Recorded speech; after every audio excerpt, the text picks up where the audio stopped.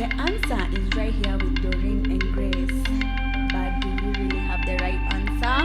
Maybe or maybe not, but we try to make sense of what's happening around us. Welcome to another Episode. Season finale. Season finale or the final episode of season 1. Yes. And actually when we started it, in fact, it has become bigger and better. When we started it, we were like, we will be talking about current affairs, but moving forward, it became deeper. We talked about the politics, we talked about the economy, we talked about the social life, we talked about the psychology part of it. And before we brought in the psychology part, we felt like everything is now becoming frustrating.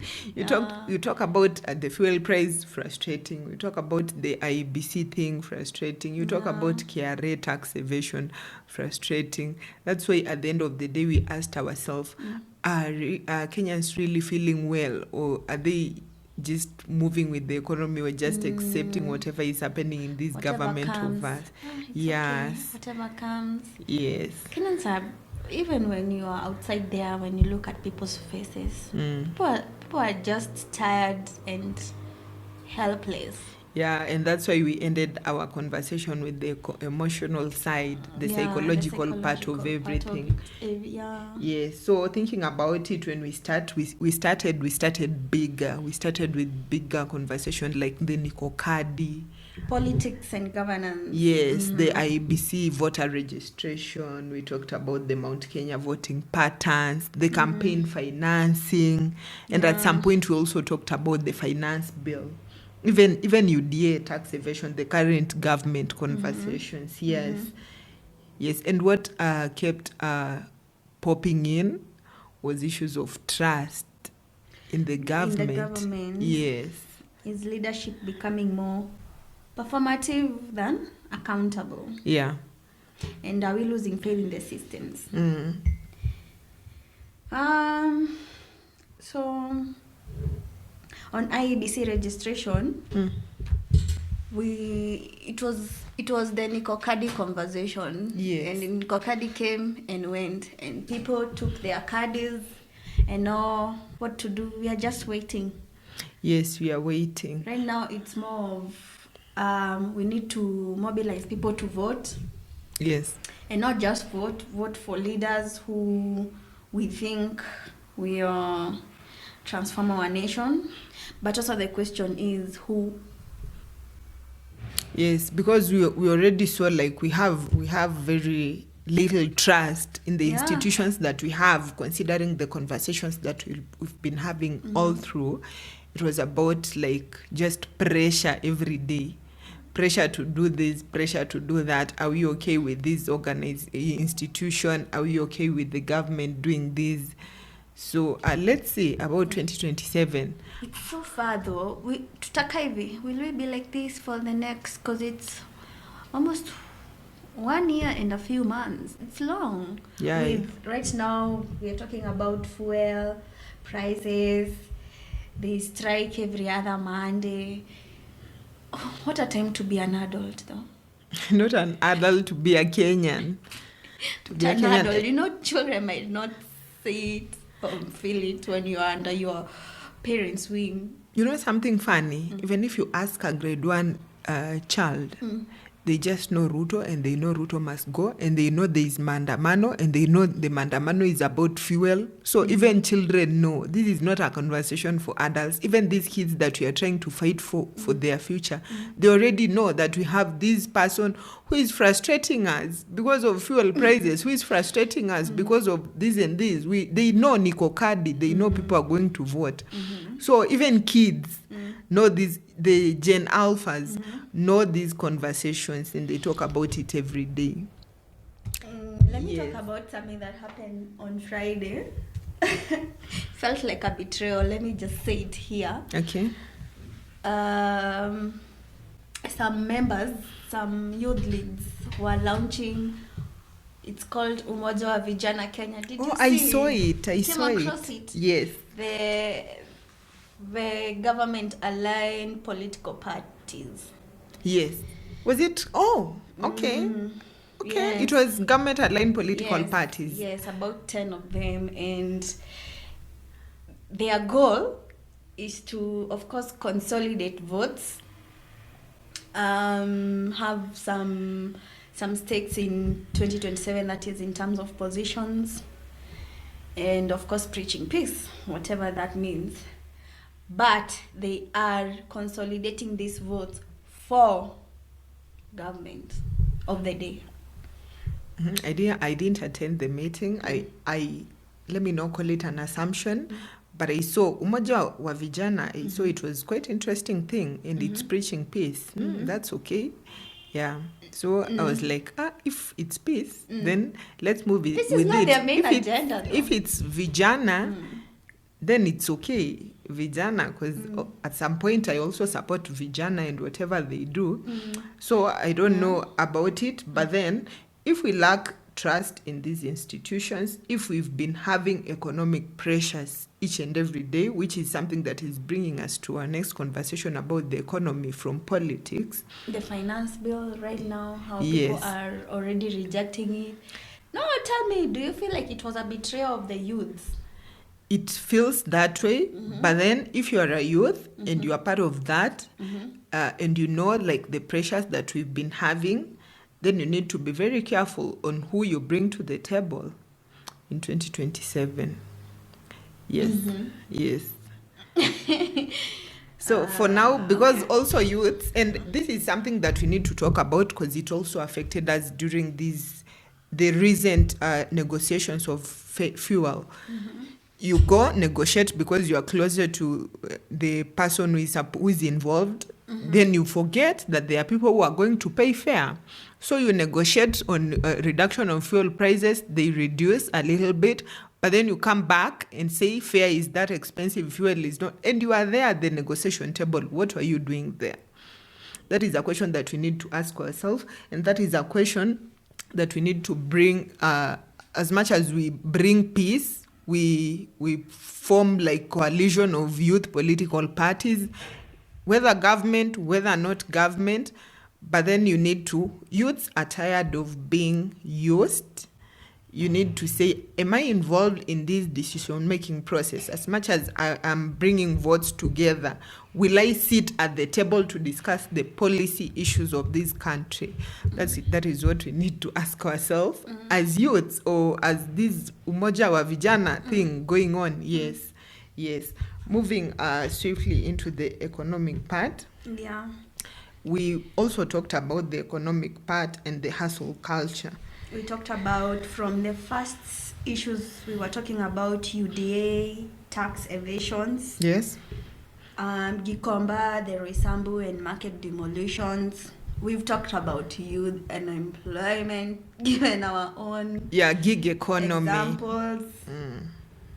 Fuel price conversations that we just had last week, and the excise duty haste. These are some of the things that we talked about when it comes to economy. The economy, and even the CGR stretch from Kenya to Uganda.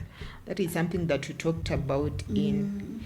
Yes. So some questions that come about: are we Kenyans carrying the economy alone? We are. We definitely are. I'm laughing because I think from next episode we are starting to record videos, because you need to be seeing Grace's emotions when she talks about this. And these issues, it's so actually hard, Doreen. The economy is just so difficult. And that's what I was saying on the issue of us as young adults, because our parents, when they were young adults, it was not like this. Yes. Things were a bit bearable. And I'm hopefully our kids will find it better. But for us right now, it's just so hard. Yes. And when we talk about the economy, and something that really touched me in our conversations was about the demolitions. This is a young person who is unemployed, who is trying to make himself a better thing in the informal economy. Then the demolition just comes in. The Gikomba market that you just go get your stuff from there, gets demolished. You've established like a small business in Roysambu or Githurai, gets demolished. We don't know it's about infrastructure or what. Compensated. That's Yes. also the point. And you are not compensated. So if you had switched off your phone that day, or if you are just not around and you think your business was safe, it actually affected a number of people, not even youths, so many Kenyans. And it's something deep that we need to reflect each and every day. So how are we surviving as Kenyans? That is a question that we need to ask It's a ourselves. full-time job. Yeah. Surviving is becoming a full-time job. Because the number of also youths who are unemployed out here, I saw somebody making fun of when people... The last time people were saying how Andy Kazi because there is the fuel strike, the matatu strike. And then I saw somebody say, oh, you people have jobs to go to. Because me as a young person every day, and this is something that we've talked about in our episode, I just want that job. I'm dreaming of that job. Then when you talk of fuel, when you talk of fuel prices, you're telling me you are going to work. And I'm dreaming of that job as a young person. I've tried the informal economy, not working. I tried the gig economy, taxes come in. So I'm like, how are we surviving as young people? Informal, the gig, nothing is working. I don't know. Is it? And I keep asking you this question every other podcast. Is it supposed to be like this? Or it's just us? I don't think it's just us though. Yeah, we come back to the hustle economy. Hustler. Sisi ni And mahustler. controversial. I'd say if you're eating from this government, you just eat because out here you will die. You will. You start your umoja wa vijana and do what you gotta do. You are so personal about that umoja wa vijana. We need to go in as much as cause I hope people don't listen who are doing this, don't listen to that, because it feels like a betrayal. And I know I'm supposed to be neutral, but it just feels like a betrayal launching such a platform. Being government aligned, we just had a matatu strike last week. There's this finance bill. We're not even talking about the finance bill that we are about to experience, rent increase, our phones. We talked about this the other time. There's so much on the finance bill that are affecting young people. But you're bringing the umoja wa vijana and you're bringing the peace. I think we need to dig deeper into it and see what were the conversations. If there's a document or a strategic thing that they brought into place, we need to read it and see if it actually aligns to the umoja wa vijana thing or it's gonna break the vijana thing. We need to look at that. It was not very much out there because it was government aligned and they know themselves they are not doing right by young people. Okay, I don't know. I know. Fortunately or unfortunately, I attended. You know. Yeah, but okay. You attended? Yes, I did. That's why I that's why. And I was so angry. And I know I'll not be paid for it, but it is what it is. Yeah, it is what it is. So, but then we ask ourselves, it's very scary that... My question, okay, it's very personal because I was like, are we not going through the same things that we are going through with these young people who are seated here?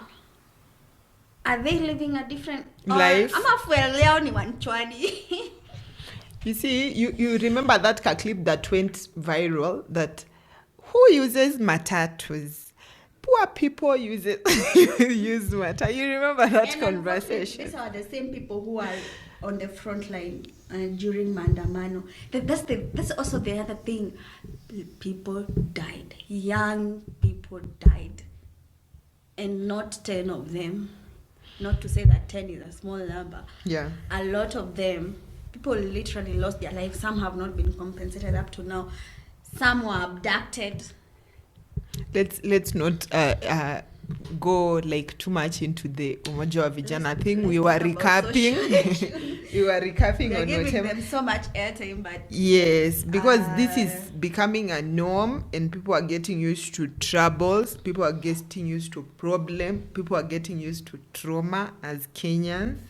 And talking of that, we of what is happening economically, we also need to link it to the social part social of it. issues that we touched. Yes, the issues of floods. You know what? I'll not bring that issue again. Yeah. We were here, everybody flooding, people dying in Nairobi, but no, you don't see. Yeah, umefunga macho, umefunga masikio. Issues of missing children every day. That is something that we talked right about. now. Yes. Issues of grade 10 CBE, lacking books. That is something that we talked about in our episode. And also, what else did we talk about in the social aspect? We talked about research. I remember you telling us how you went to the other side of Kenya. Yes, and how life is there. Yes, Even yes. you said, well, it must have been. No, I was in the Nyanza part of Kenya. And the last part. Samburu. How people are living there. How some communities are just in their own cocoon. Yeah, so we just see the uncertainties everywhere in the social aspect. We see jobs, problems, schools, problems, the economy, it's a problem. We see, are we even safe in this Kenya? You know what I've noticed about this podcast? We really have questions more than answers, despite the name of the podcast being the answer is right here. And you know what? From season 2, we will be having answers. Yes. Because Sai, we've been trying to make sense of what is happening. Yeah. More of making sense and more questions are arising. We'll be bringing the right people because it will not just be us. If you're talking about why the fuel, somebody who is telling us from all the way geopolitics and how it's affecting us right now. If we're talking about tax evasion, why is UDA evading tax? Yes, it needs by that. It needs to be answers. Yes. When we talk about the Umoja wa Vijana, do we have the answers for that space, or it will bring you? They tell us why you sat down with your brain and what you are seeing what is happening. Are you not a youth yourself? Yes, or they have jobs. Needs to be there. Don't edit. Don't they cut. Have jobs? What? You know what? I just wish they had a better plan.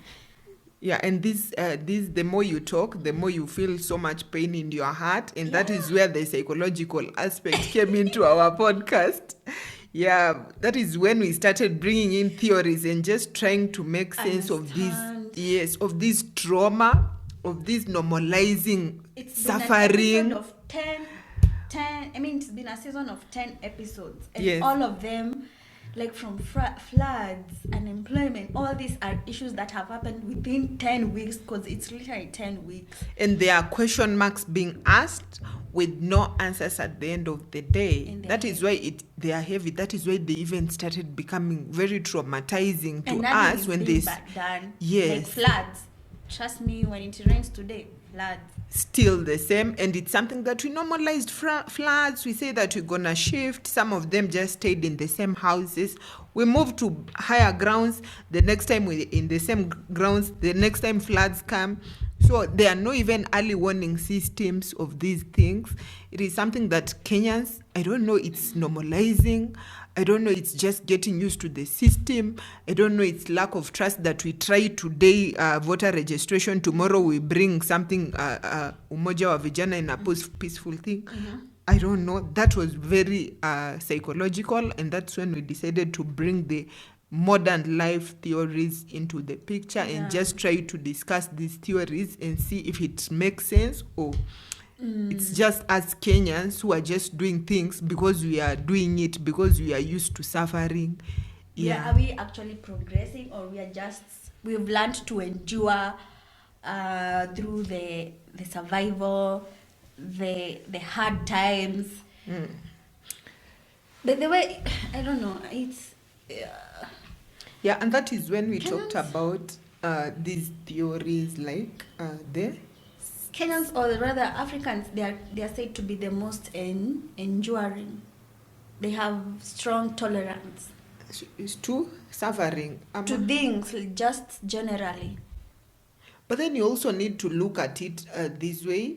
I think the next time we are talking about theories, we need to teach people how to cope up with these things, or how to avoid before it even happens. Not even in Kenya, because some things are even way beyond us, because it started early and it's something that we are trying to solve as young generation, but it was brought in by our parents.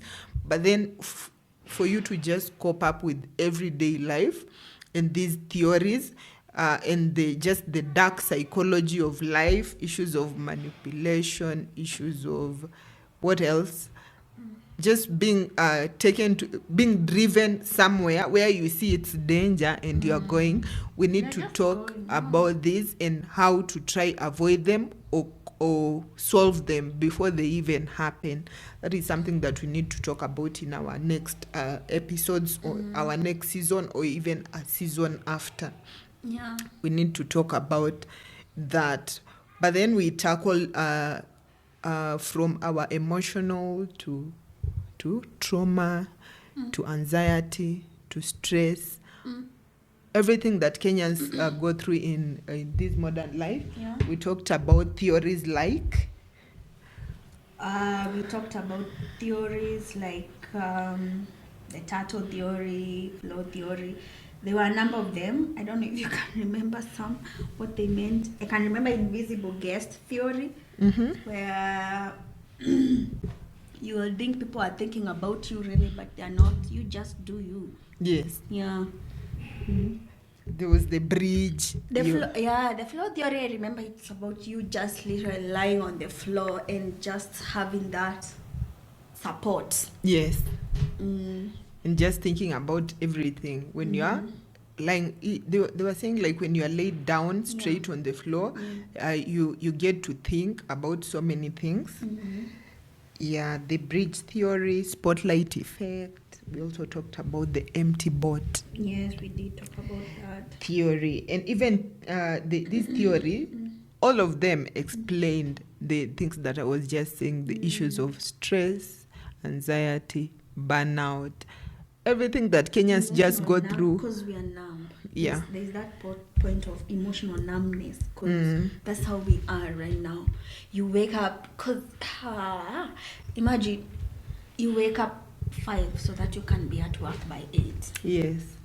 And the aspect of just surviving. At job 5, and with traffic, floods, high cost of fare, nini, to be home by 8. You have to cook, clean, nini. By the time you're sleeping, it's midnight. And then again, you have to wake up at 4. Even having this job is very tiresome. It's called surviving without resting. Now, like the thing that we're also talking about our last episode, the issue that it's your resting time, but your mind is still working on thinking about what you are going to do tomorrow, how to get money, and you are, in real sense, you're actually supposed to be resting. That is how Kenyans are surviving. What are the effects of this in the long term? Of this numbness, of this survival, there's no rest, there's just a lot of emotions and hardships. And it's a psychological effect, because when what would be the result of it? People dying early or what? Not even dying early, because the fact that you are used to, I'd use an example, you're used to, like, just problems, that you make problems, you even stop complaining about problems, that you just know anyway it's gonna come, and you're used to that problem, and it will come and it will go away, and still it's like it's like the transport thing. Fuel have gone high, you don't talk about that fuel, or you talk about it today, you stop talking about it, but then you still pay the same fare. Then you just, in the long run, you get used to that problem. So it becomes part of you. Again. Yeah, so problem comes. Yeah, so that again. Yes, so you go through the thing and you get used to it. So you are like getting used to just suffering. There's so much vile in our system. in someone who doesn't want to suffer. But I wish everyone was that way. And I still use an example of transport. When people were going for Mandamano on Monday, do you know that there are other people who woke up very early to go to work? We are busy going for Mandamano, transport, and you are busy waking up so early, so that I don't know how people love their employee jobs. You're not even going to your business, you're going to someone else's. Yeah, to tell them, I'd say it's sometimes you need to go to that job for you to eat, like casual laborers.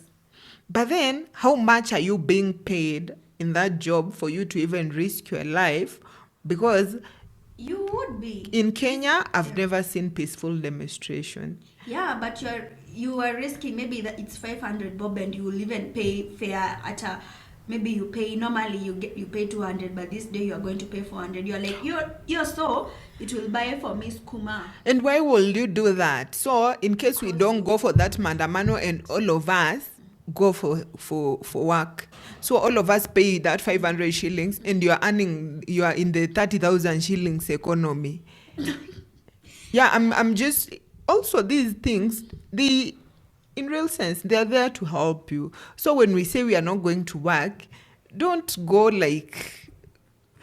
figure out and get motorbikes so that you can pay 1,000 shillings for one day and you are being paid 25k. You see, like even for we were doing Mandamano back in 2025, and people who were driving and nini until floods came and they saw that even us, we are not spared. Yeah. But governance doesn't spare anyone at all. But me, I would understand why somebody would just, you know what, I'll just wake up to work and walk. Because some worked. It's not even about the buses being on strike.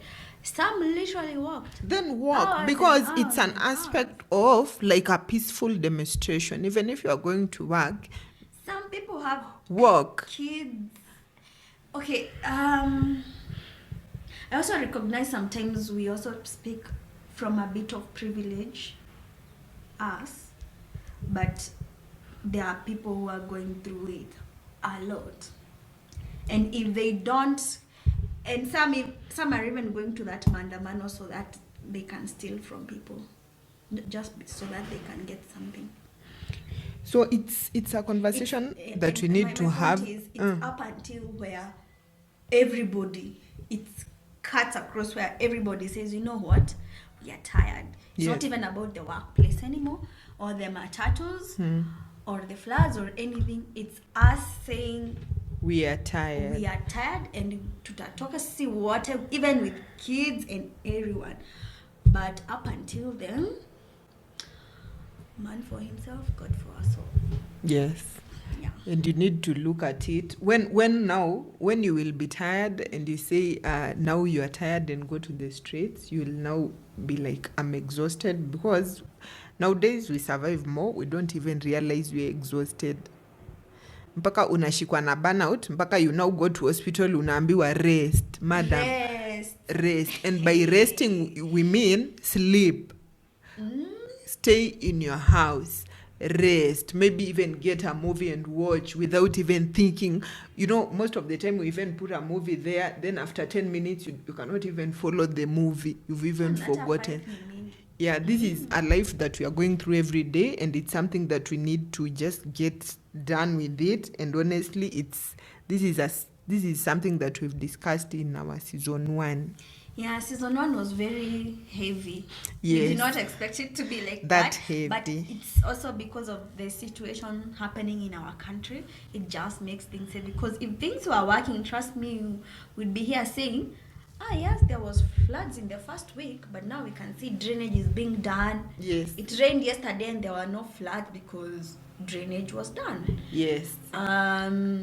We could see fuel prices going down. Yes, we talked about 240, is it 260 last week, and now it's at 180. Yes.